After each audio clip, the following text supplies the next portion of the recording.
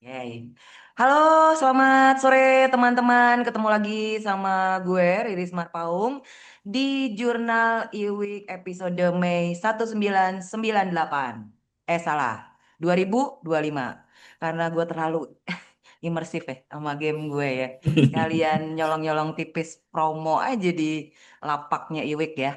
Teman-teman, sore hari ini sudah ada dua orang hebat ya yang bakal berbagi ilmu, berbagi pengalaman, cerita dari pekerjaan mereka selama ini di satu dunia, satu role yang kita tuh jarang banget ngebahas. Seingat gua dari beberapa skill tree atau seminar-seminar, webinar yang gue pernah ikutin, topik ini nih gue belum pernah ikutin. Kebanyakan tuh ngebahasnya marketing, community managing gitu ya. Kalau itu udah sering lah muncul narasumber-narasumber yang membahas soal marketing or how to manage your community. Nah, di sore hari ini ada dua orang, Theo, Kamila, yang nanti akan memperkenalkan diri mereka siapa, selama ini kerjaannya apa gitu ya. Sehingga mereka layak untuk diinterogasi sore hari ini, nggak didengerin ceritanya gitu ya. Di Jurnal IWIK, sebuah webinar yang isinya itu untuk menambah pengetahuan kita tentang berbagai hal di industri game dari berbagai manusia ya. Jadi nggak cuma perempuan aja, tapi ini sifatnya diverse. Mulai dari Kamila dulu deh, silakan memperkenalkan diri, Kam. Oke, halo teman-teman semua yang udah hadir di sini. Perkenalkan, saya Camilla. Saya adalah seorang digital marketing specialist sejak tahun 2016 dan saat ini saya lagi tinggal di Bekasi. Dulu saya pernah kerja di PlayStation tahun 2020 sampai awal tahun ini. Waktu itu peran yang saya jalanin adalah sebagai digital marketing, tapi saya handle juga untuk PR dan marketingnya. Dan waktu itu saya handle brand PlayStation Asia ya, dan khusus di Indonesia aja. Sebelumnya saya pernah kuliah juga di EU Business School, itu kampusnya di Jenewa, Switzerland. Eh, untuk jurusannya sendiri itu sebagai Digital Media Management. Dan saya lulus tahun 2016. Kebetulan jurusan kuliah yang saya ambil itu sangat apa ya, sangat bisa diaplikasikan dengan kerjaan saya yang sekarang. Karena waktu itu saya setiap semester itu pasti belajar yang namanya public relations. Jadi mulai dari public relations one on one sampai semester terakhir itu saya belajar crisis management. Oke, tapi jadi PR nggak mesti kuliah di Swiss kali ya, Mbak Kamila ya? Iya, nggak perlu, bisa di mana aja kok. Iya, Theo, Oh monggo. iya, halo teman-teman semuanya, selamat datang di Jurnal IWI kelima yang nanti yang bahas soal public relation. Ini aku beberapa orangnya ada yang tahu nih, kayak misalnya Mas Arya itu dari Toge ya, dan ada juga Mbak Nikita tuh kalau nggak salah dia juga content creator game-game cozy ya. Saya ingatku sih gitu ya. Dan aku perkenalkan diri dulu, nama aku Theo dan ini ya sebagai di TLM sebagai content spesialis, writer juga dan ex reviewer. Jadi masih berkutat di bidang itu. Untuk dulunya bidang kuliah itu di ilmu komunikasi dan di komunikasi Undip ya dulu ya. Lulus tahun 2020 dan mengambil majornya itu lebih ke aku komunikasi strategis yang salah satunya adalah public relation. Ya sebenarnya udah banyak yang lupa sih. Tapi ya sebagai masih setelah aku baca-baca lagi materinya ternyata masih ada yang masih nyantol lah beberapa untuk masalah PR ini. Dan selama bekerja di TLM mulai tahun 2022 kemarin tuh beberapa kali sering dapat kayak ya masalah-masalah yang terkait sama PR juga sih, terutama yang game dev. Dan mungkin untuk yang gede kayak misalnya Toge dan kawan-kawan mungkin udah paham soal masalah PR ini ya. Tapi mungkin di sini aku mau sharing dari teman-teman yang mungkin timnya masih solo dev atau masih timnya masih kecil yang mungkin belum melek masalah PR ini. Di untuk sore ini bakal membagi ini sih kayak materi seputar itu. Semoga bisa membantu teman-teman yang lagi merintis atau lagi ngembangin game ya. Itu sih. Terima kasih semuanya. Oke, mungkin dari balik ke Kamila dulu kali ya. Sebenarnya PR tuh kerjaannya apa sih, Mbak? Ya, itu sebenarnya kerjanya banyak ya, Mbak Riris. Tapi untuk pastinya tujuan utamanya PR itu adalah untuk menjaga reputasi dan identitas perusahaan sih. Terlebih untuk perusahaan studio game ya. Dan itu juga mencakup nggak cuma yang udah jadi PT, tapi kalau masih solo dev, terus masih indie, itu juga kalau menurut aku perlu juga sih ada peran PR. Oke, Theo mau nambahin nggak Theo?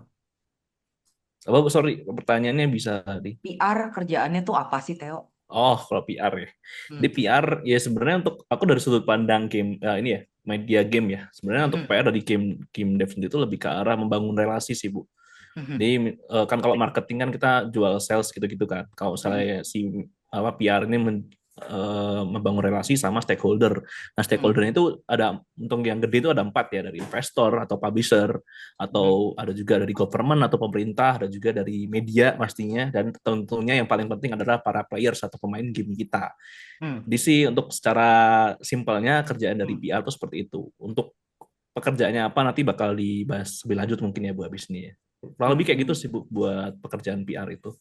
Oke, tadi kan Mbak Kamila dari digital business, lu dari komunikasi.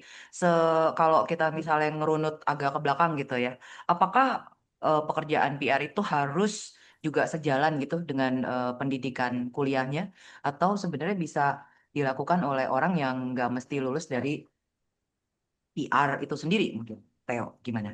Oh, kalau dari aku pribadi sih kayak yang diomongin Mbak Kamila tadi ya, nggak harus sesuai sama lini perkuliahan atau pendidikan yang ditempuh karena basically kan game dev ini kan produknya kan lebih ke arah kayak programming gitu-gitu ya. Mungkin Mhm. orang-orang yang paham teknis bakal lebih pinter dalam menghadapi apa membuat sebuah PR ini sih. Misalnya kayak kegiatan-kegiatan PR karena dia lebih paham kayak cara gimana bikin game dan sebagainya. Tapi pada dasarnya kan komunikasi ini adalah skillnya semua orang punya harusnya dan bisa dilatih. Jadi menurutku sih mau mau kalian mau di pertanian, mau di ilmu pemerintahan atau dan semacamnya itu menurutku juga bisa. Ini Bu Riris saja dulunya pustakawan, dia ilmu perpustakaan tapi jadi game dev, CEO game dev. Jadi menurutku sih nggak ada yang membatasi buat mengambil peran sebagai PR ini sih. Tapi mungkin yang perlu ditekankan adalah kalau misalnya solo dev atau tim yang kecil mungkin agak bukan mengesampingkan ya, mungkin lebih arah gado-gado perannya. Nah, ya mungkin perlu mempertimbangkan juga PR ini karena ya bisa aja diterapkan dan menghasilkan sebuah promosi yang gratis juga gitu. Maksudnya ketika punya relasi yang bagus sama media, ya mungkin nggak perlu ngirim email personal, email secara bisnis juga ya. Bisa aja Mhm. mungkin lewat WA atau DM Instagram gitu-gitu sih. Tapi ya salah satunya itu sih, intinya nggak perlu harus pendidikan sesuai sama yang kita ambil gitu sih buat ini Bu. Hmm. Kamu mau nambahin kamu? Bener banget sih, kalau menurut aku juga kamu nggak perlu kayak bertahun-tahun kuliah public relations buat belajar yang namanya PR ini atau humas. Karena sebenarnya intinya peran PR ini adalah dengan mengasah skill komunikasi yang baik sih.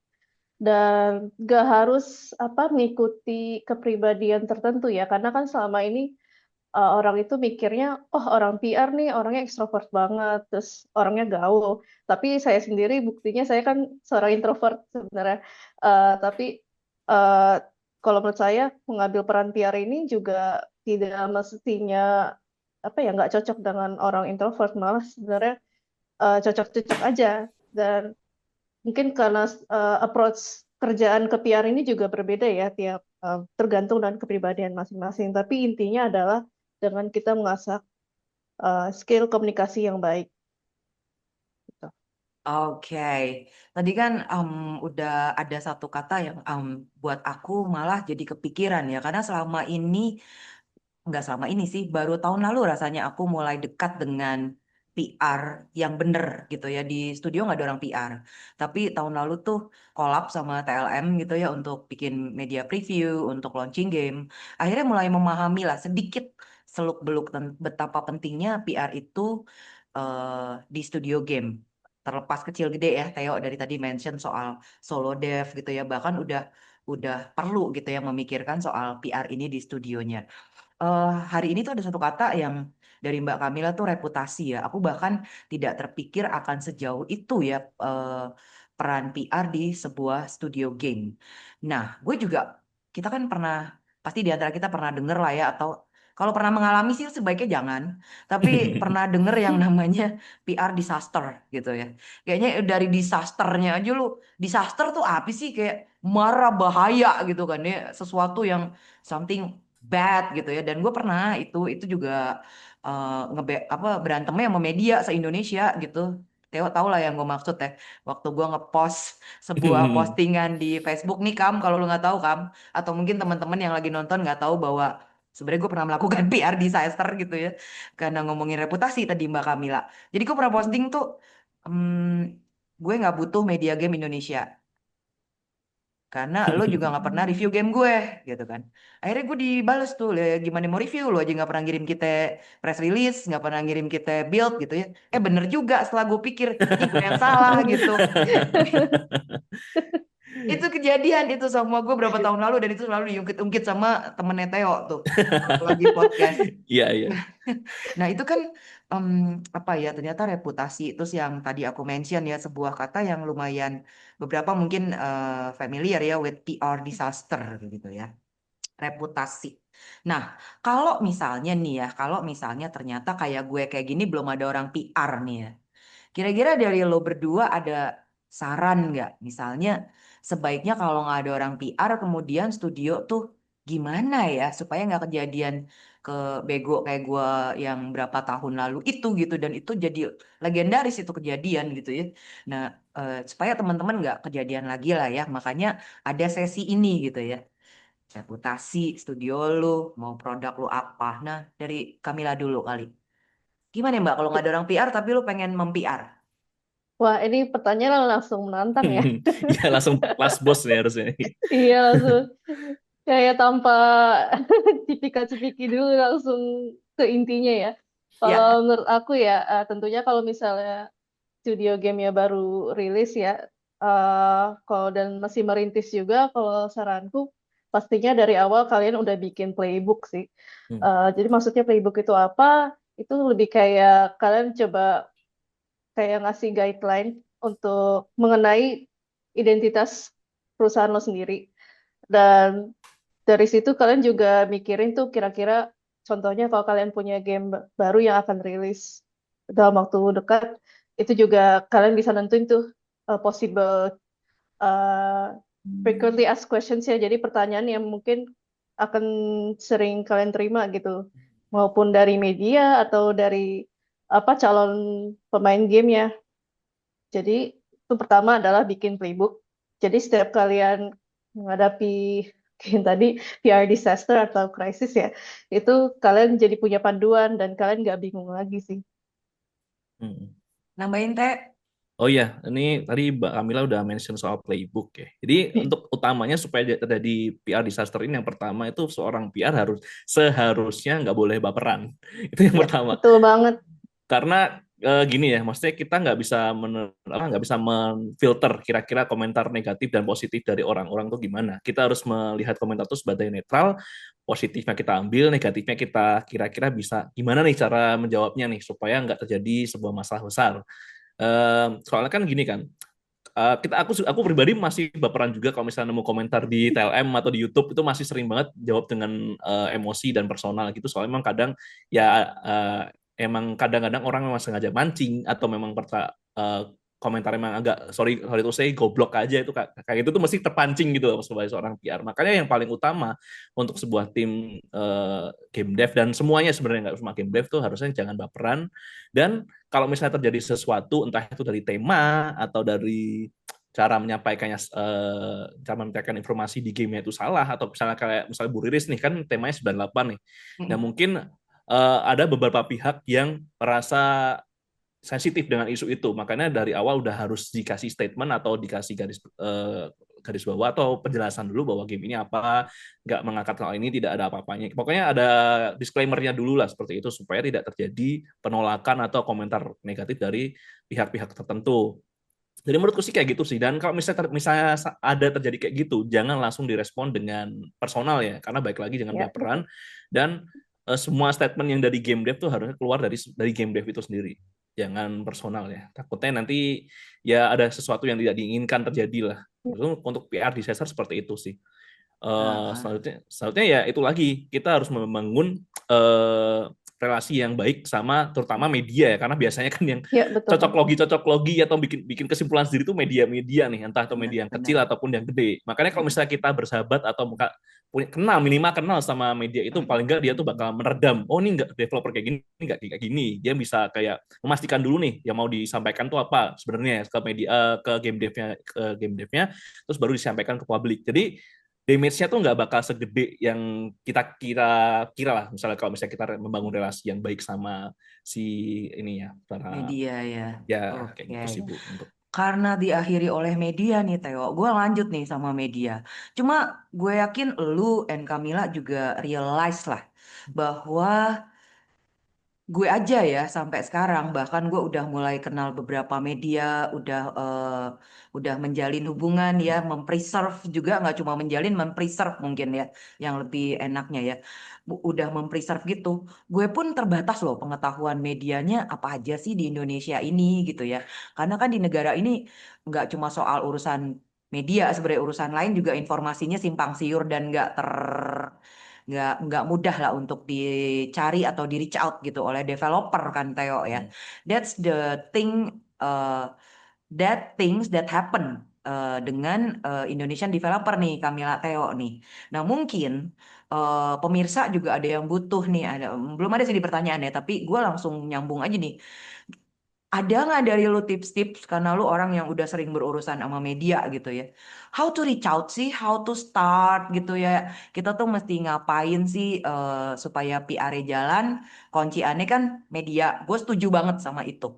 Karena emang itu yang reach out ke publik kan. PR itu kan sebenarnya media is like the mediator, judulnya udah media, dia kayak mediator kita untuk ke publik lewat platform ataupun outlet news mereka gitu kan ya. Nah, lu berdua kasih itu dong, kasih saran-saran, strategi kita-kita developer ini kalau mau nge-reach out atau berurusan dengan media tuh harusnya gimana? Ya, mungkin mulai dari aku dulu ya Bu. Soalnya aku memang sering kali mengurus soal informasi soal game-game itu. Sebenarnya yang untuk sekarang ya udah mulai banyak game dev yang mulai melek nih soal masalah ngirim press release, ngirim macam-macam. Tapi sebelum ke arah situ sebaiknya dimulai dari ini dulu. Ini terbuka buat semua game dev ya, dari solo dan sebagainya. Eh, jadi gini, simpelnya pertama itu tugas semua PR ya, nggak cuma di game dev, sebenarnya adalah listing media dan juga influencer kalau sekarang ya. Karena dengan kita listing media dan influencer, kita jadi tahu nih kira-kira media mana yang cocok sama game kita, atau nggak harus di media game ya, ada juga yang media-media yang mungkin kayak Mainstream. ya kayak kemarin kan USS sudah mulai rilis game-game juga, Kincir dan lain Hmm. sebagainya kan kayak gitu juga harus di listing. Eh, Kalau misalnya eh, kalau bisa jangan DM sih, karena DM tuh biasanya kalau misalnya yang akun-akun gede mungkin nggak masuk ya, karena serangan Instagram modelnya kayak gitu kan. Jadi mungkin lebih formalnya adalah lewat email. Ini nggak harus, ini juga ya nggak harus gamenya mau ngerilis apa juga tuh nggak harus ya. Menurutku sih paling nggak kita introduction dulu lah. Kita dari mana, gamenya apa, tentang apa, dikasih general gininya. Nanti nggak harus nunggu kayak mau rilis teaser, trailer dan sebagainya. Tapi kalau memang lebih baik seperti itu sekalian kayak perkenalan kali ya. Tapi yang penting itu perkenalan sama media-media ini, dan nggak cuma media-media yang konvensional yang kayak Instagram, sosmed itu kan juga banyak ya. Dan terutama konten creator juga sih yang sering bikin kayak short-short gitu, kayak misalnya Mbak Nikita kan juga kemarin juga bikin yang short soal game cozy.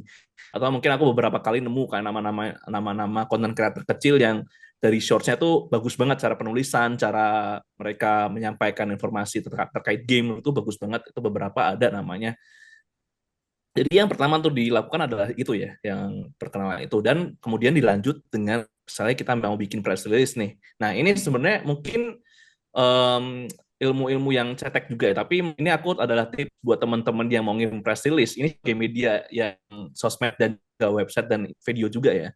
Aku sih sangat berterima kasih kalau game dev ini mengirimkan informasi lengkap soal gamenya. Yang pertama pasti. Yang kedua ada visual atau key art-nya pasti itu. Ketiga ada semacam apa itu namanya, aku agak lupa. Bentar. Misalnya ada screenshot juga Media karena kit. ya Hmm. media ya intinya media kit isinya foto, itulah kok foto, Oh iya gambar, iya iya, visual art screenshot. Iya gitu-gitu. iya, Ya visual screenshot art. tuh penting juga karena Hmm, hmm, ada hmm, juga website-website yang memang mengedepankan visual kan hmm, daripada hmm, hmm, itunya. hmm, hmm, Terus ada hmm. juga trailer video pasti. Dan ini mungkin yang agak mungkin dilewatin sama teman-teman ya, itu adalah PNG logo sama karakter dalam gamenya. Karena kalau aku pribadi sering kalau ngedesain itu suka kalau misalnya ada PNG karakternya, karena kita bisa berkreasi nih kira-kira nanti backgroundnya ini, nanti ya itu ini sebuah tips aja ya. Ini semoga nggak memberatkan teman-teman yang ada di sini. Dan untuk masalah menulis email sih kayaknya teman-teman yang game dev udah pada paham lah ya soal maksudnya harus formal dan sebagainya. Kayak gitu sih harusnya udah paham. Mungkin ya arahnya seperti itu sih, kita perkenalan, terus ya mengirim press release itu. Nah, next levelnya mungkin teman-teman yang udah bikin game bisa mengirimkan kayak demo, demo ini juga, demo apa namanya tuh ya, pokoknya demo yang tertutup dulu lah buat para game dev dan dikasih embargo. Nah, embargo ini yang mungkin teman-teman mungkin agak agak belum masih denger ya, masih baru denger. Embargo itu simpelnya adalah kayak waktu rilis sebuah informasi lah. Kalau sebelum itu tuh nggak boleh dirilis sama sekali. Ya tujuannya supaya tuh nanti rilisnya bisa barengan juga yang pertama. Karena kan misalnya katakanlah informasi nggak boleh rilis sebelum tanggal 27 tanggal sekian. Nah, ketika nanti udah tanggal sekian itu nanti bakal bisa di blast sama teman-teman media ini dan bisa serentak gitu loh. Jadi kayak rasanya kayak propaganda. Tapi propaganda in a good way ya, bukan in a bad Iya, iya, way. iya, iya. Ya, seperti itu untuk yang next levelnya. Terus ada juga mungkin yang dilakukan Gambir Studio sama Montabi kemarin nih, bikin public playtest Oh, terbatas. Itu juga mm-mm. salah satu yang bagus juga. Dan terus ada juga public demo nanti kan tadi kan di apa Gamecom tadi udah ngerilis yang apa itu Troublemaker 2. Troublemaker 2. Mm-mm. Terus kayak yang udah gede nih, kayak misalnya Buriris, Toge, dan semacamnya, bisa bikin media preview terbatas dengan mengundang-undang media ini. Ini next levelnya ya, nggak harus diterapin semua, tapi paling nggak ini sih, ya itu sih, paling nggak setidaknya press release sama introduction tuh yang harus dilakukan sama media, sama game dev setidaknya seperti itu. Tapi perlu diingat ya, ini kan karena sifatnya saling membantu, ya mungkin aja medianya ada yang nggak yang belum kayak mungkin nggak tertarik atau gimana bisa aja seperti itu jadi take it with a grain of salt lah ya sebutannya maksudnya jangan semuanya aku udah nyebar gini kok nggak ada yang bagiin bagiin berita apa gameku itu jangan dianggap sebagai hal yang negatif dianggap aja sebagai sesuatu yang netral baik lagi seperti itu ya kira-kira seperti itu sih buat PR. Eh, Ih, banyak banget Teo dan sejujurnya ya, lu jangan beranggapan kita tuh udah tahu udah jago loh. Kadang-kadang orang belum paham loh bahkan media kit tuh apa, tapi itu Hmm, suatu istilah yang kita mesti kenalin ke mereka dari awal. betul Jadi betul. apalagi teman-teman yang baru bikin studio nih, sometimes mereka masih asing gitu dengan istilah-istilah yang menurut lu mungkin itu udah umum, tapi sebenarnya actually my dear, mereka kadang-kadang aja kalau misalnya kita ngomongin hal-hal terminologi lain di game gitu ya, misalnya MG minimum guarantee gitu atau apa, Hmm. belum tentu loh teman-teman yang studio baru ini paham. Jadi kalau lu langsung pakai terminologi yang memang harus mereka ketahui untuk long termnya, lu mention itu secepat mungkin, jadi kita langsung dapat pengetahuannya dari awal tuh. Thank you ya Teh. Pasti lu ada tambahan. Sebenarnya sih hampir semuanya udah dijelasin ya sama Theo dan benar-benar lengkap juga. Tapi aku pengen ngasih tahu nih kalau dari pengalamanku sebelumnya sama PlayStation, kita tuh udah sering ya ngadain acara media preview, sama juga kita ngasih apa game code buat jurnalis dan dikasih embargo juga. Embargo itu adalah tanggal yang kontennya itu bisa dirilis. Jadi sebelum tanggal tersebut apa kita nggak bisa apa publish review tersebut sih intinya. Kalau untuk acara media preview ini, kalau menurut aku ya lebih ke game dev yang mungkin dia punya budget lebih dan emang punya resource yang lebih juga karena untuk ngejalanin media preview ini perlu apa ya perlu planning yang tepat sih. Jadi dari 1 atau minimal 1 bulan sih atau 2 bulan sebelum acara media preview tersebut dijalanin. Jadi misalnya kalau aku waktu itu media preview untuk game Astrobot ya tahun lalu itu udah direncanain dari jauh hari dan kita juga waktu itu ngerjainnya di kantornya Sony di Indonesia. Jadi benar-benar terbatas tuh dan hanya beberapa media yang diundang.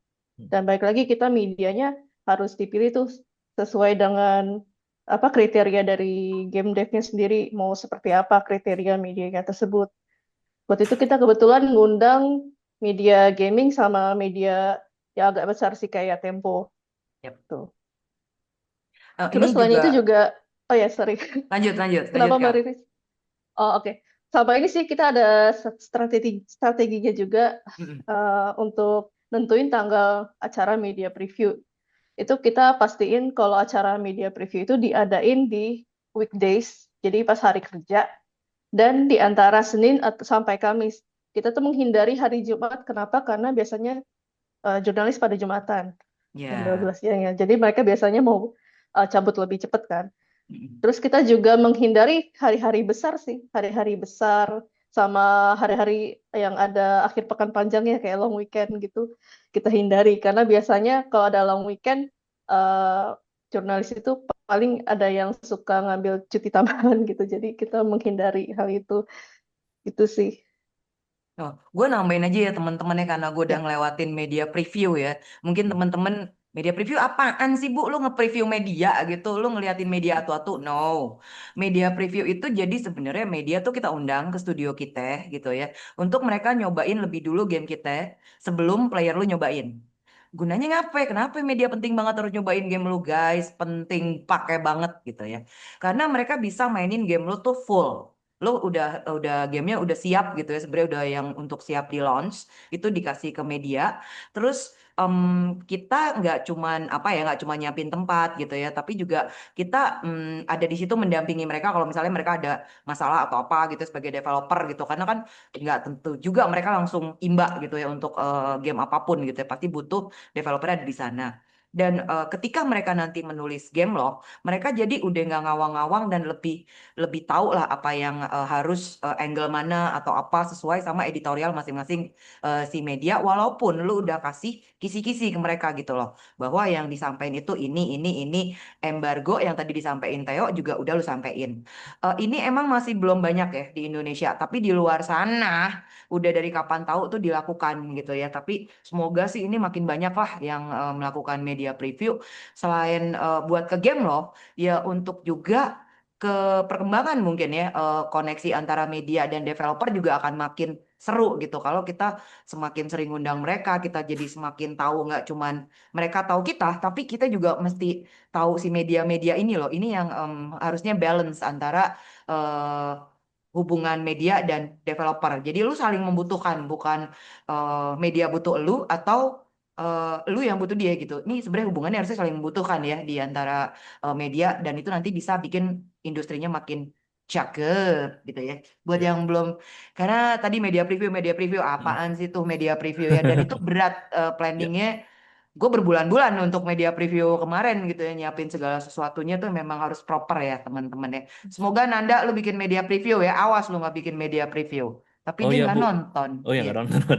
Mau nambahin dikit Bu boleh. soal perihal istilah-istilah ini. Mungkin teman-teman game dev yang solo atau yang timnya kecil bisa bergabung juga ke komunitas-komunitas game dev juga ya. Kan masih banyak nih game dev Jakarta, ada game dev Yes. Bandung, game dev Malang dan sebagainya itu Ah, banyak banget. Makanya itu salah satu informasi juga bisa dari situ juga. Mungkin teman-teman dari situ ada yang mau nge-share gimana mm-mm. kayak soal-soal PR atau soal press release ini embargo dan kawan-kawan. Nah, istilah-istilah yang diketahui sama si media ini doang. Jadi kalau menurutku sih memang salah satu pentingnya di situ sih, community engagementnya nggak cuma kepada players tapi juga komunitas. Ke komunitas. Ya. Oke. Ini sebelum kita menjawab pertanyaan teman-teman yang udah banyak ke Kamila dan ke Theo, tapi Kamila dulu.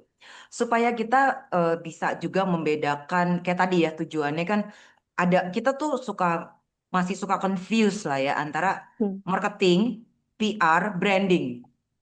Ini kan ya. kata-kata yang sebenarnya deket ya, sebenarnya deket-deketan gitu lah ya antara marketing, PR dan branding. Nah mungkin lu bisa mengenlighten kita lah ya. Jadi sebenarnya perbedaannya PR itu dengan marketing, belum lagi dengan tadi community manage, gimana lu nge-manage community lu itu juga kan penting ya. Itu berurusan dengan player lu kan. Nah mungkin lu bisa kayak kasih apa ya, highlight gitu PR itu jadinya poin highlightnya tuh di mana sih sehingga kita jadi bisa fokus lah memahami itu. Ya. Kalau perbedaannya ini sih, kalau PR itu atau public relations itu dia lebih fokusnya adalah dengan membangun citra positif ya, dalam jaga image perusahaan dan dalam jangka panjang. Sedangkan kalau marketing itu kita lebih fokus untuk mempromosikan produk, kalau dalam hal ini adalah game baru ya. atau mungkin DLC. Nah, itu buat kita promosiin dan buat menarik perhatian pelanggan. Dan biasanya sih dalam jangka pendek ya, misalnya kalau setelah game rilis ini kita mau kasih diskon, itu biasanya di bulan Desember ya, atau enggak pas lagi summer sale gitu. Summer. Jadi itu emang lebih ke jangka pendek. Tapi sedangkan kalau PR ini dia itu jangka panjang karena kan kita membangun relasi dengan media, terus dengan mungkin dengan pemerintah, terus kita juga bekerja sama dengan key opinion leaders atau influencer dan juga brand-brand lain ya atau studio game lain yang mungkin kita bisa kolaborasi. Itu fokusnya di peran public relations. Teh, mau nambahin?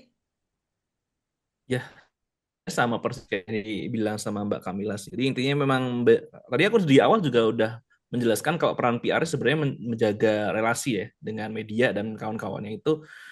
Sedangkan marketing itu kan lebih ke arah kita ngejar numbers nih, kira-kira berapa yang bisa laku dari kita melakukan promosi, biaya promosi segini dan sebagainya atau promosi ya, gratis juga bisa. Jadi lebih ke arah kalau yang marketing itu lebih ke numbers, kalau lebih ke sales ya. Ya, Meskipun nggak betul. semuanya memang berujung ke sales, tapi paling nggak orang-orang tuh tahu soal game kita. Sedangkan dari public relation ini lebih ya itu tadi menjaga relasi. Ya meskipun nggak bisa dibilang beda juga sih, karena bisa dibilang kedua hal itu beririsan ada di tengah-tengahnya yang nyambungnya ke sales juga dan kita menjaga relasi yang baik ke media informasi yang kita mau sampaikan bisa sampaikan dengan lebih mudah atau lebih Mm. orang ke banyak ya yang publik lebih banyak terus dari pemerintah juga mungkin tahu game kita dan bisa support sama game kita juga investor publisher juga bisa kayak gitu juga kan jadi kalau misalnya hubungan kita baik ke semua pihak ini pastinya ya insya Allah lah ya insya Allah game itu bakal lancar waktu marketing. Tapi meski ini nggak bisa dijadikan sebagai patokan karena ya ini kan masih ini juga kan masih sebuah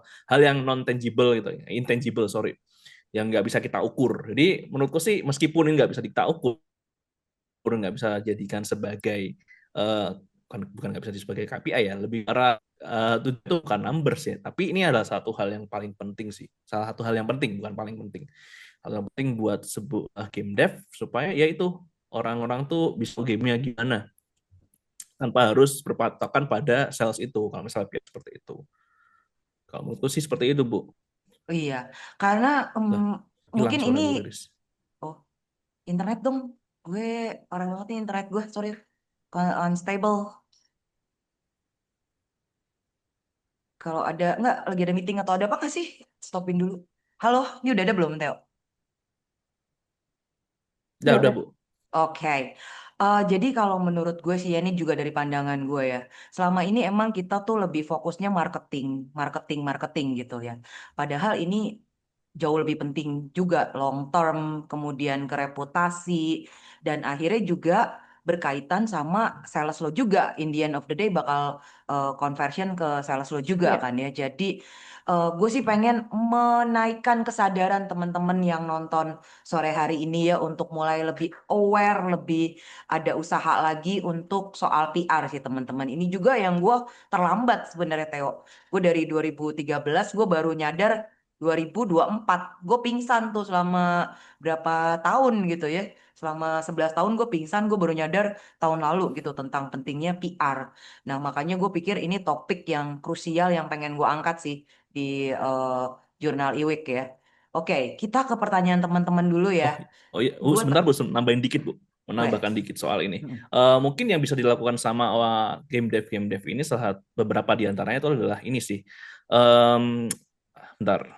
Ya lebih ke ya tadi aku ngomong introduction tadi sih kan kita Ya. kadang-kadang diundang atau mengisi salah satu booth yang ada di acara gaming-gaming gitu kan Bu.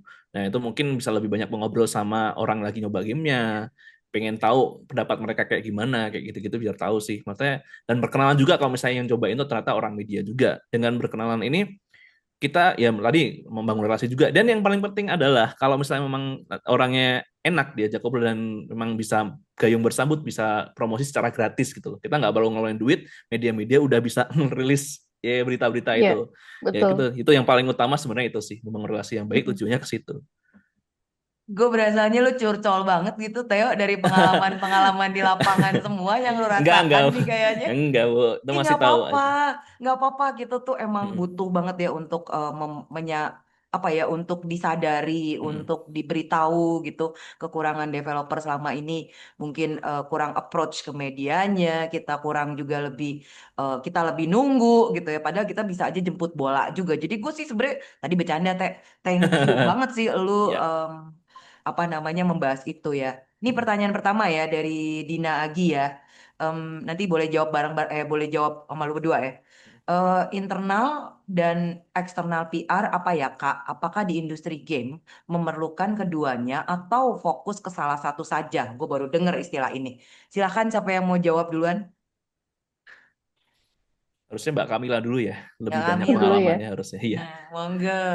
Oh, kalau aku sebenarnya jujur sih baru dengar istilah ini, ada yang namanya internal sama eksternal. Tapi mungkin kalau aku tangkap itu lebih ke orang-orang atau ya orang-orang yang terkait dengan internal atau eksternal kali ya. Kalau internal mungkin lebih ke sesama tim ya atau departemen di dalam satu perusahaan.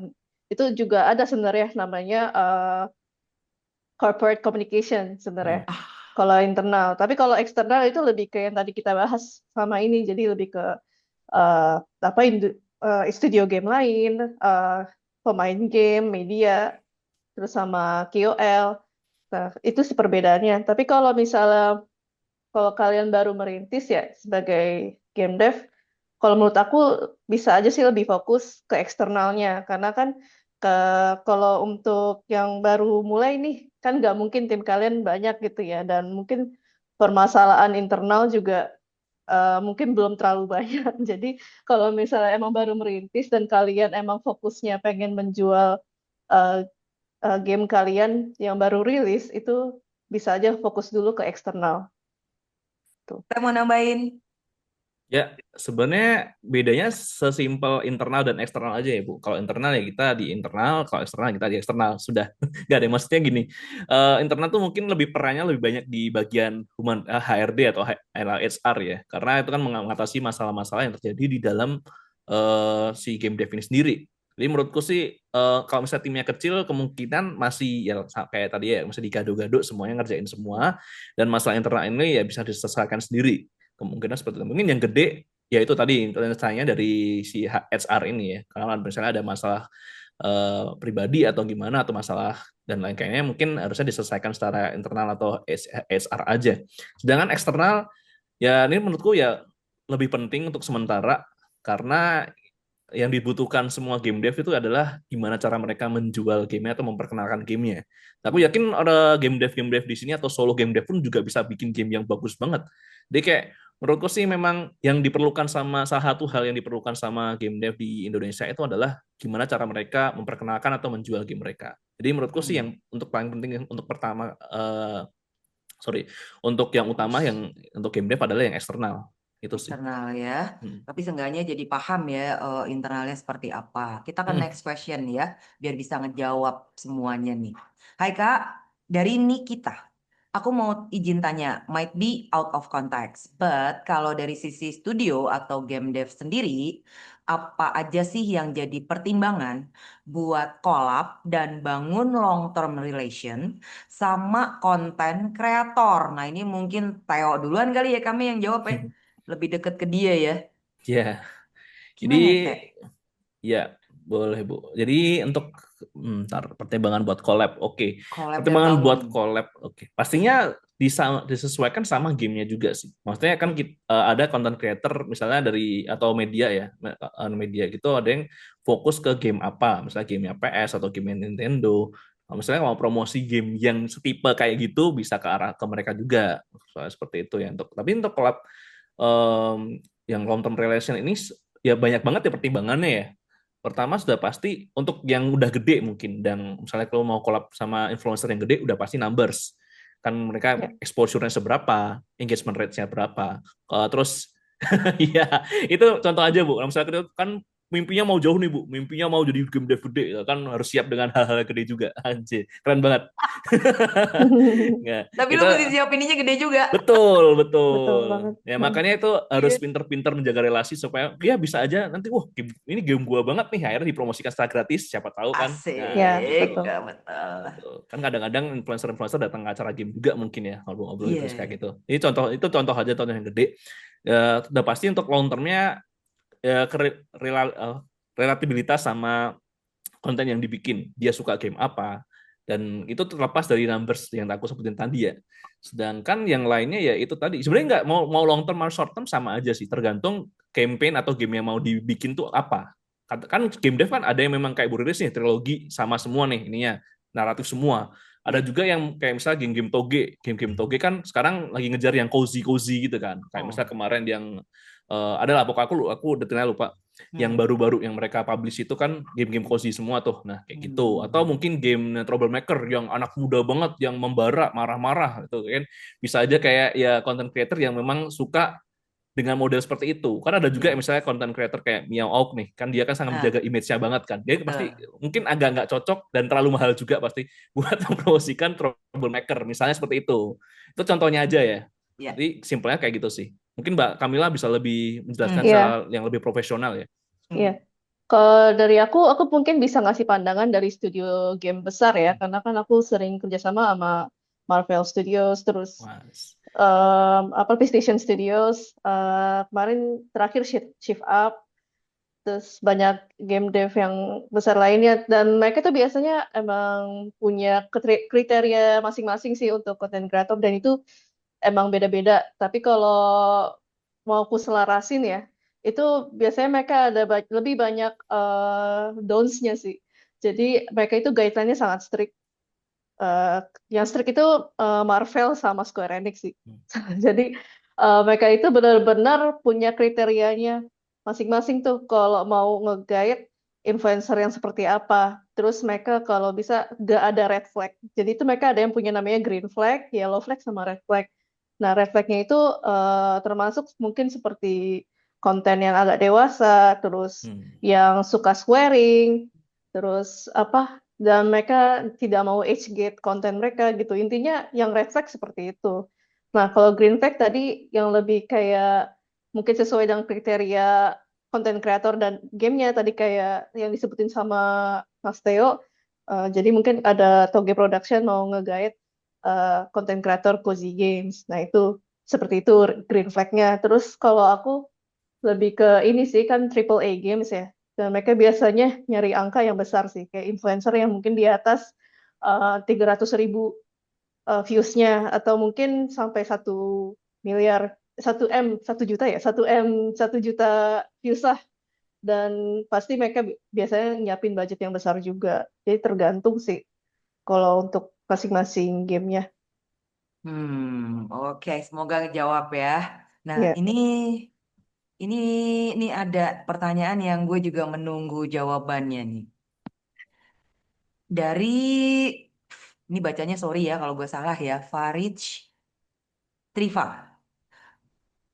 Sepemahamannya Camila Anteo lah ya, lu kan udah melanglang buana di mana-mana ya. Eh, ada contoh nggak campaign PR di industri game Indonesia yang menurut kakak sangat efektif dan bisa dijadiin benchmark nih oleh teman-teman, terutama yang dilakukan oleh studio kecil atau indie? Camila, lu berusaha inget-inget aja ya, karena tadi lu mainnya tuh yang gede-gede, gue sampai serem dengerin dia gitu loh. Aduh, tapi nggak apa-apa, itu Oke, pengetahuan. oke. Tapi mungkin kamu lu ada tahu juga gitu ya, pernah ada campaign. Tapi nggak apa-apa loh, kita belajar di Triple A juga kan, campaign mereka juga bisa aja kita tiru, ya nggak? Gimana? Kalau indie ya, tapi ini bukan Indonesia nggak apa-apa. Nggak apa-apa. eh Waktu itu menurut aku yang paling sukses tuh ini sih game Stray, kalau tahu, Tahu, yang tentang kucing. kucing. Kucing. Heeh. Iya, itu lumayan bagus banget PR campaign mereka dan marketingnya juga sih. Mm-mm. Itu Apa tuh kira-kira game, konteks atau apanya? Mungkin lu bisa cerita kamu. karena kan gamenya itu Campaignnya. tentang ini ya, apa kayak post apokaliptik. Settingnya itu post apokaliptik. Terus Mm. karakter utamanya adalah seekor kucing oranye, Mm-mm. dan kita bermain sebagai kucing tersebut. Jadi Mm. emang secara marketing tuh otomatis emang bakal gong gede sih karena kan kucing dan semua orang kayak kebanyakan suka kucing kan dan relate juga dan mereka itu campaign PR-nya itu adalah sebelum rilisnya game mereka itu ngasih apa progress sharing tentang behind the scenes ya. Jadi Hmm. dikasih tahu nih, kayaknya itu deh setelah mereka rilis deh, sorry. Setelah Oh. mereka rilis, mereka kasih tahu behind the scenes-nya, ternyata mereka menggunakan kucing asli. Hmm. Ya, ya, eh ya. ya terus kayak mereka ngasih tahu tuh perjalanan di balik bikin pembuatan game ini ternyata nggak terlalu mulus. Jadi itu awalnya mereka menggunakan kucing asli, pakai tracker, itu ternyata nggak berhasil. Akhirnya eh, meng- mereka akhirnya menciptakan animasi dari scratch dari awal Oh, dengan wow. memperhatikan tabiat kucing-kucing yang ada di studio Asli. mereka gitu. Mm-mm. Jadi mereka perhatiin sehari-hari gerakan kucingnya seperti apa, mereka kalau tidur kayak gimana, kalau makan dan gimana tuh kucing itu saling berkomunikasi sama masing-masing kucing ya.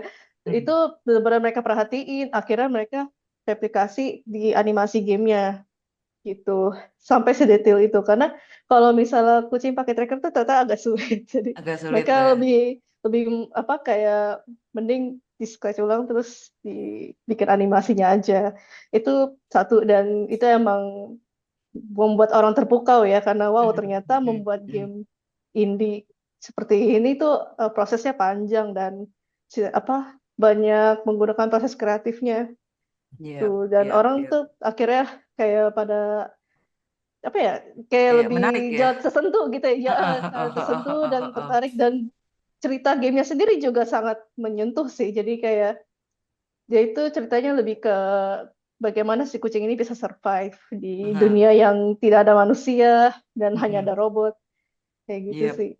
yep, yep, yep, yep. Lo jadi kucing lo, lo masuk ke matanya kucing gitu ya. Tapi untuk Iya membuat betul. itu nggak semudah itu bikin behind the scene-nya ya. Camilla itu yang Iya jadi campaign-nya si Stray ya. Hmm. Teo, iya lu udah ketemu contoh belum, Teo? Contoh mungkin nggak spesifik campaign Hmm. PR ya Bu, lebih ke arah apa Mm-mm. yang mereka lakukan aja buat promosiin gamenya ya. Menurutku Mm-mm. yang paling pertama itu adalah si ini, siapa tuh namanya tuh? Ya Samudra itu. Oh, si L. Heeh. Maksud tuh si L. Khayalan, oh Khayalan Hayalan, Arts. Ya, Khayalan Arts Hayalan kan Studio. Ya, dia itu kan bergerak di ini kan bidang yang apa lingkungan sih hidup. sebutnya lingkungan hidup ya, Iya, kita konservasi kayak lingkungan. apaan sih lu gitu ya. Jadi itu kan dia kampanyenya tuh lebih ke Sampah arah laut. ya bersihin sampah dan disampaikan melalui game. Jadi bisa bilang itu adalah transmedia storytelling juga karena dia juga bergerak di pembersihan pantai gitu-gitu, tapi gamenya juga mengasih kita awareness bahwa tuh laut ini tuh perlu dijaga gitu karena banyak sampahnya atau banyak kejadian-kejadian aneh di laut lah. Aku belum nyobain game sayangnya. Ya itu salah satu cara menyambungin game yang cocok juga sih, yang bagus juga sih. Yang Hmm. kedua mungkin yang aku nggak ngikutin perkembangan ini ya kayak sosmed dan kawan-kawan, tapi salah satunya itu ini Space for the Unbound sih iya dari Hmm. betul. Togi dan Mojiken juga. Itu kan dia Majikan. mengangkat mental Mm-mm. health bahkan Mm-mm. sampai dimasuk sama nominasi itu kan, nominasi yang The Game Game Awards kemarin. Award. Jadi menurutku Mm. mereka tuh sangat bagus dalam mengcraft message-nya supaya orang-orang tuh bisa kena sama tema mental health yang diangkat sama game ini. Itu Mm-mm. sih yang kedua tuh Mm-mm. itu. Cuma sayang yang kemarin yang Afterlife EP itu sebenarnya sama-sama mental health juga, cuma mungkin secara promosi kurang ini ya kurang bagus ya. Aku Yap, bisa yap, bilang kurang yap, bagus yap. karena agak anyep nih gamenya. Tapi sebenarnya itu salah satu game yang mengangkat mental health juga gitu. Itu menarik juga buat Uh-uh. dicoba buat rilis tahun ini juga tuh Februari kemarin. Terus Udah. yang ketiga mungkin ini yang paling kontroversial ya untuk sebagian orang adalah Oke. Troublemaker dari Gamecom. Karena Troublemaker. ini ada dua pihak nih Bu, lucu banget Iya, Bu. iya, iya. Ada yang suka karena dia tuh keluar dari kebiasaan ya. Maksudnya mungkin di pihak yang satu bilang nih gamenya cringe, terlalu banyak kata-kata kotor dan Betul. sebagainya. Tapi ada satu pihak juga yang sangat evangelis banget nih sama game ini. Jadi lucu aja aku dengerin ceritanya ada yang kayak dari kita mah gamenya jelek, gamenya apa masa kameranya miring gitu-gitu. Tapi si Mas Nanda ini dia nggak peduli ada ngomong kayak gitu, dia fokus sama marketnya. Itu menurutku adalah bukan bisa dibilang nggak campaign juga ya, tapi Iya, langkah yang sangat tepat sih karena dia peduli sama Iya. marketnya aja. Dan iya. yang Betul banget. kemarin juga bikin PR move yang keren juga sih, yang itu minta maaf karena kualitas itu belum satu buruk kurang bagus, yang kedua itu menurutku ini salah satu yang cukup mantap sih dari Mas Tanda ya. Menurutku sih yang di Indonesia kayak gitu ya, meskipun mungkin nggak di craft jadi craftnya tuh bukan kayak dibuat-buat, tapi memang mengalir aja sama tema yang di mereka angkat. Tapi ya itu beberapa contoh yang menarik sih campaign BR sih. Tuh Farid sih ya. Nanti tinggal cek deh ke Sokmed tuh yang diomongin Theo. Gue nggak ikutin soalnya yang Hmm. Troublemaker 2 karena lagi bikin game gitu. Jadinya Hmm. gue emang lagi juga jauh-jauh dari Sokmed gitu ya. Tapi mungkin lu bisa dapet atau teman-teman yang di sini juga bisa dapet informasi dan tadi ya contoh-contoh campaign ya. Nah, ini ada dua pertanyaan, gue gak tahu bisa sempet jawab atau enggak. Nih, tapi pertanyaannya bagus nih dari Dina nih. Kalau bangun hype menjelang rilis game, ini mungkin pertanyaan terakhir ya. Nih, kita nih mesti buru-buru karena sejam tuh kayak bang gitu loh lewat beneran deh. Ini mungkin, nah Farid nanti coba ya kita bisa jawab apa enggak ya. Tapi ini Dina nanya, kalau bangun hype menjelang rilis game, lebih banyak di PR plan atau marketing plan? Nah, ini udah lebih detail lagi nih pertanyaannya nih. Siapa yang mau jawab nih, Kamila apa Theo duluan? Hmm. Kataku sih bersinergi Hype. ya. Hmm, Marketing dan PR itu harus bersamaan barengan. gitu. Kalau menurut Oke. aku. Berbarengan sih. Mm-mm. Nggak ada kayak sekian persennya berapa, nggak harus saling membantu. Karena kan aku kalau dari aku sendiri ya kemarin itu Mm-mm. buat contohnya ini deh game God of War Ragnarok ya. Itu aku kan ada semacam aktivasi kerjasama dengan Pemprov DKI di Kota Tua. Itu Mhm. kita ada aktivasi instalasi seni mural di depan Museum Fathahillah. Nah, Hmm. itu sebenarnya instalasi tersebut itu emang idenya tim marketing. Cuma Oke. eh, kita juga pengen publik tahu nih dari media, dari teman-teman influencer. Jadinya kita minta juga untuk tim PR untuk kita ngundang media di hari pertama si mural tersebut dipasang dan mereka akhirnya bikin apa semacam report lah gitu. Kayak gitu sih. Jadi kayak benar-benar berbarengan Barengan ya. gitu. Mm-mm. Ya, saling ini ya. Teh mau nambahin nggak?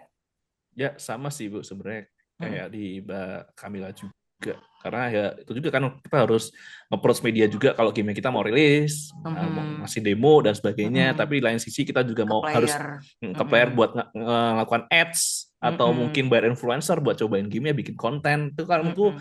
memang harus beriringan juga sih, nggak bisa jalan masing-masing, karena takutnya nanti kalau misalnya satunya marketingnya kenceng tapi ternyata nggak ada yang publish, karena mungkin Ya. ya karena kan kan orang-orang nih ngebagi informasi yang sesuai sama mereka atau apa yang mereka suka nih.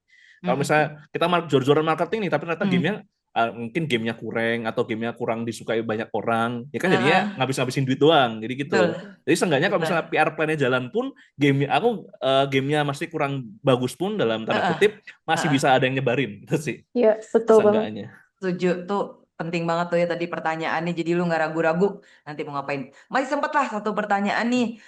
Intinya nih ya, Farid lagi ya yang nanya ya. Farid ini nanya untuk game remaja atau dewasa, tapi konteksnya edukasi anak terutama yang mobile dan audiens utamanya justru orang tua dan guru, bukan gamer. Kira-kira strategi PR seperti apa ya Kak? Mungkin lu pernah ketemu nggak kasus em, game yang untuk remaja, dewasa, konteksnya edukasi anak gitu ya, audiensnya orang tua, guru, bukan gamer. Ini menarik juga ya pertanyaan nih Mm-mm. ya. Ya, Gue berusaha ini ya. Kira-kira ada bisa menjawab nggak Theo atau Kamila strategi PR-nya apa yang mesti dilakukan ya kalau kasusnya kayak gini nih? oke. Aku jawab duluan ya, Bu. Mungkin nanti Mbak Kamila Boleh. bisa menjelaskan dari sisi Astrobot, soalnya kan pandangan atau orang tua dan ini Ah, juga kan. Jadi aku dari sepengetahuanku aja ya. Jadi hmm, sebenarnya kalau udah di spesifik kayak gini sebenarnya bisa lebih gampang dalam tanda kutip, karena kita tinggal nge-mapping aja nih kira-kira orang tua sama guru nih ngumpulnya di mana. Kalau misalnya hmm, kan di sekolah, kita ada nih hmm, kita ada produk buat edukasi. Misalnya kan aku hmm. kalau nggak salah si Mas Adam dari Arsanesia kan juga ada produk yang Ya, Arsanesia arsek Kids. arsekit. Nah, itu kan mestinya yang spesifik gitu harusnya bisa lebih gampang buat penetrasi ke market-market sesuai sama ini. Misalnya kayak guru dan orang tua, ya kita sebenarnya di sekolah atau gimana buat nyobain gamenya secara langsung, karena ini edukasi. Ini aku Mm-mm. nggak tahu, kalau sekolah nggak tahu ya segampang itu atau enggak. Tapi untuk yang edukasi mungkin bisa ada soft spotnya lah, karena biasanya kan sekolah untuk game itu agak agak susah lah ya. Nah, makanya Yes. mungkin untuk game edukasi mungkin lebih banyak soft spotnya lebih gampang. Mm-mm. Kayak gitu, atau mungkin acara-acara lain yang berhubungan sama anak-anak atau orang tua juga bisa kayak gitu. Mm-mm. Guru ya mungkin bisa kerjasama sama sekolah mana gitu buat bikin kegiatan apa yang namanya upgrading atau semacamnya gitu yang buat memperkenalkan game-game ini. Ya gitu Mm-mm. sih. Kalau menurutku sih malah sebenarnya bisa lebih gampang kalau misalnya di apa targetnya udah spesifik nih. Spesifik. Tapi ya baik lagi ini tanda kutip ya, belum tentu Ya, pengaplikasiannya gampang juga. betul. Jeng Kamila mau nambahin yang kasus begini gimana nih Jeng strateginya Jeng? Iya sih sama yang dijelasin sama Theo. Jadi aku Hmm. dulu pernah eh, kerja sama sekolah. Mhm. Itu sebenarnya setelah rilis gamenya Astrobot ya. Jadi Mhm. kita pasang semacam game corner ya di sekolah. Dan itu selama seminggu. Dan itu emang kebetulan bersamaan sama acaranya sekolah. Jadi menurut Oke. aku kalau misalnya mau penetrasi ke sekolah itu emang nggak bisa random aja gitu Hmm. langsung masuk ya. Tapi harus mereka itu kayak biasanya sekolah itu selalu ngadain acara festival atau mereka punya musikal itu bisa tuh kita penetrate di situ. Apalagi mereka kadang suka nyari sponsor kan ya. Itu kita Mhm. bisa tuh kayak mungkin kerjasamanya dalam bentuk itu. Jadi biasanya Mhm. mereka bakal nyediain tempat atau booth buat kita set up tuh gamenya terus dan biarin murid-muridnya itu nyobain game kita gitu sih. Ya, itu biasanya di kelas meeting sih, Bu. Di akhir Class semester meeting. biasanya gitu. Aku Class meeting. pernah ke beberapa Betul. sekolah kayak gitu sih. Oke, Biasanya waktu oke. kosongnya di kelas meeting. Oke, oke. Kalau gue udah kejauhan lah ya untuk menceritakan pengalaman di sekolah ya. Eh, Terakhir deh sebelum closing ini gue lebih ke mungkin juga bisa menjadi pengetahuan kami ya. Sejauh ini sama-sama Farid, sejauh ini nih Theo sama Kamila, ada tantangan nggak sih yang lu hadapi menjalankan PR gitu ya di company masing-masing gitu ya, TLM dulu di PlayStation gitu ya. Ada tantangan terberat nggak yang pernah lu hadapi biar kita juga jadi aware gitu ya tentang role PR ini yang masih jarang sih kita dengar-dengar kita bedah. Siapa Ya, dulu? Kamila dulu teh. mungkin aku dulu Bu, soalnya Oh, lo Mbak dulu, Kamila oke. pasti pengalaman Berarti lebih lebih banyak gede ya. ya. Makanya buat pamungkasnya aja. Kalau aku kan Pamungkas masih boleh. dikit ya. Apa Kalau teh? misalnya dari aku pribadi sih pastinya Hah? yaitu bermasalah sama cara menyampaikan pesan dan apa yang disampaikan ya. Challenge-nya. Mm-mm. Karena baik tadi aku ngomongin tadi jangan baper, komentar orang itu macam-macam, orangnya juga bisa juga trolling kan di internet kita nggak ada yang tahu tuh. Nah, makanya kita ya itu tadi sih challenge yang paling utama adalah melihat semua itu dari kacamata orang yang netral, mau positif atau negatif, baik lagi di situ ya. Terus ya sebenarnya untuk cari media sendiri kayak gitu doang sih Bu sebenarnya untuk maintain PR gitu ya. Paling untuk Hmm. game dev ya paling yang harus dipertahankan adalah relasinya pasti dan Hmm. informasinya itu dan pastikan semua media ini tuh mengikuti embargo yang dikasih gitu. Paling Ya. challenge-nya gitu ya. Paling sebenarnya paling berat di game dev yang menjaga relasi itu karena Ya. meskipun aku bilang tadi nggak ada biayanya ya sebenarnya cost-nya juga banyak juga Yes. karena lo harus misalnya Ya. datang ke acara gaming atau mungkin lo Mm-mm. acara-acara hobiis kayak misalnya nanti besok Yes. Komifuro gitu-gitu. Komifuro. Nah, Mm-mm. makanya itu kan perlu duit juga gitu. Meskipun aku tadi Yes. bilang nggak ada Yes. duitnya. Jadi mungkin Mm-mm. challenge-nya ke arah situ juga sih. Selain Mm. pengembangan game yang pasti lebih susah daripada itu. Itu sih. Hmm. Tuh, Bu. Jadi lu tantangan lu sebenarnya game dev baper berarti ya Theo ya. Iya, bisa dibilang. Wah, teman-teman Bordeaux Kenapa gue menyerang. highlightnya Iya, ke biasa sono gitu? biasanya diserang sekarang menyerang, bro. Yoi, ini kan posisi gue lagi di Aldo nih. Iya. Ya ya, ya teman-teman ya emang tapi emang gue bisa paham lah itu kreasi lu gitu itu baby lu gitu ya. Tapi sebenarnya Theo kenapa ngomong kayak gini dan gue agreed gitu ya with dia. Dengan lu udah emosi duluan, udah baper duluan gitu ya, kadang bisa bikin lo blur gitu terhadap judgement lo yang bisa objektif sebenarnya. Hmm. Jadi kalau kita di review gitu ya, pertama baru aja ngeluarin game, terus review pertamanya udah negatif, negatif, negatif, ya of course lo kesel gitu ya. Daripada lu kemudian baper lu salah jawab, itu ntar blunder, mendingan tuh ngopi dulu, lu ke Indomaret dulu gitu atau ngapain, baru lu balik lagi ke review ketika lu udah ready nih, secara emosional, secara logika lu udah jalan gitu ya, baru lu jawabin tuh review-review negatif dari player-player itu. Tips dari gue sih, gue selalu kayak gitu kalau baca review. Kayaknya gue orang yang nggak baper, kayaknya ngadepin kayak gitu ya player ya. Kam, tantanganmu apa selama ini? Kalau paling besar ya buat aku pas kita mau rilis game Concord sih. Yang Wow. game itu udah nggak ada di Gue gak nyangka PlayStation dia Store. mention itu. Iya, Oh itu my yang God, terberat sih itu selama parah tuh. Iya, iya. karirku ya. Itu terberat karena waktu itu tantangannya adalah mengconvince orang-orang untuk mau mereview game tersebut atau setidaknya mau kerjasama untuk bikin konten game Concord gitu ya. Jadi waktu itu aku reach out ke beberapa KOL dan yang, yang baik lagi ke aku itu cuma satu orang yang mau mencoba game tersebut. Jadi itu benar-benar anyep sih dan tapi dia karena ada ya semacam sentimen negatif ya mengenai game tersebut akhirnya dari studio gamenya mengambil inisiatif buat akhirnya tutup gitu kan karena kan ya mereka melihat ini tidak ada kemungkinan untuk lanjut akhirnya ditutup gitu dan mereka bisa fokus ke project lainnya kayak gitu. Gue mau nanya lebih jauh, Teh. Gue gak tega, Teh. Jauh sama Boleh Bu. boleh tanya Maksudnya, aja gak apa-apa Ini tanya abis, aja. Hah? abis itu lu masuk rumah sakit, lu ada biaya apa? Itu kan, Oh enggak. oh my God, itu parah, parah banget. Maksudnya kalau iya. lu jadi lu jadi di Kamila ya, lu ngomongin Concord ya. Dan sorry ya, kami ini produk lu, dan lu ada NDA segala macem. Ya ya Kalau dari kita kan, ya udah jelek, emang jelek gitu kan. Kalau dari kita ya, Teh ya. ya Iya, Kalau ya gue iya. di posisinya Theo ya. nih, reviewer gitu ya. Mm. Nah, tapi kan, Iya. lu gimana gitu yang digitu-gituin sama orang Oh, sedunia gitu, Kam? kalau aku sendiri gimana ya? Karena mungkin aku udah sering ngadapin ya krisis Hmm. yang mungkin lebih kecil dari masalah Concord, tapi jadi kayak udah terbiasa aja karena kan aku belajar juga tuh. Kayak emang awal-awal aku pasti baper ya ngeliat komentar netizen atau media gitu. Tapi akhirnya di tengah-tengah perjalanan aku kayak mulai bisa tuh belajar memisahkan masalah kepentingan perusahaan sama pribadi. Jadi apapun yang diomongin negatif oleh orang lain itu aku anggap itu emang masalah perusahaan dan bukan masalah aku. Aku hanya apa ya sebagai petugas di sini dan aku cuma bisa menjalankan tugas aku yang dikasih sama perusahaan. Jadi aku udah lebih apa ya kayak ya udah belajar untuk memisahkan masalah ini dari aku. Jadi aku nggak sampai yang sakit nggak kok. Aku benar-benar biasa aja pas menjalani campaign si Concord Campaign-nya tersebut ya. gitu.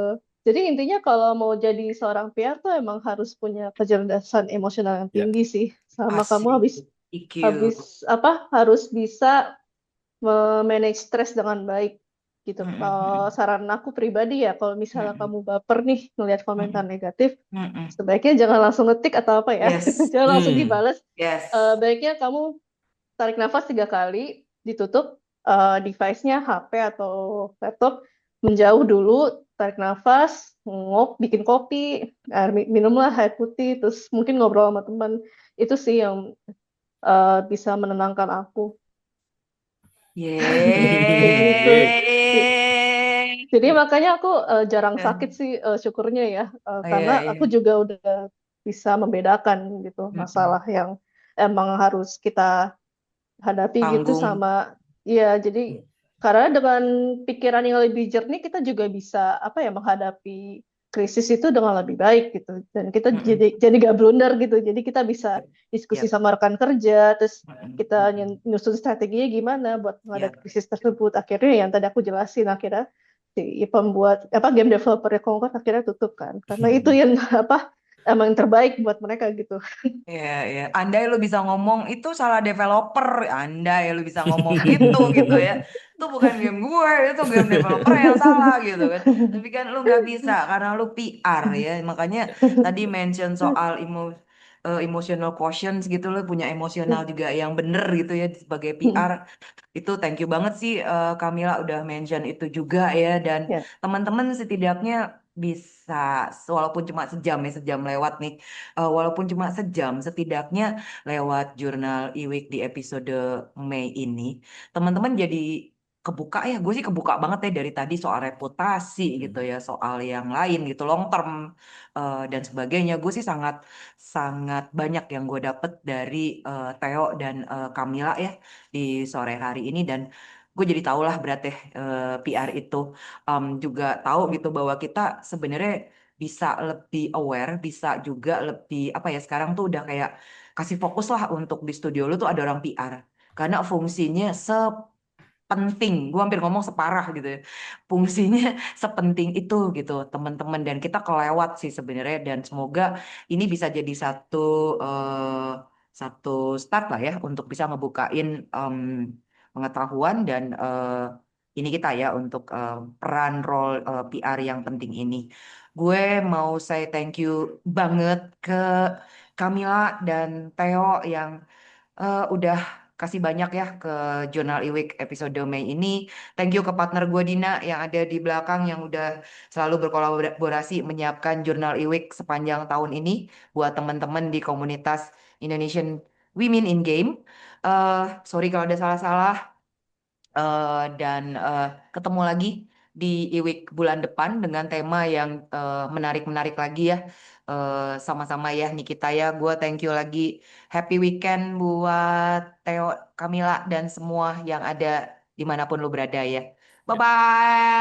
Hai, Thank makasih you semuanya. teman-teman.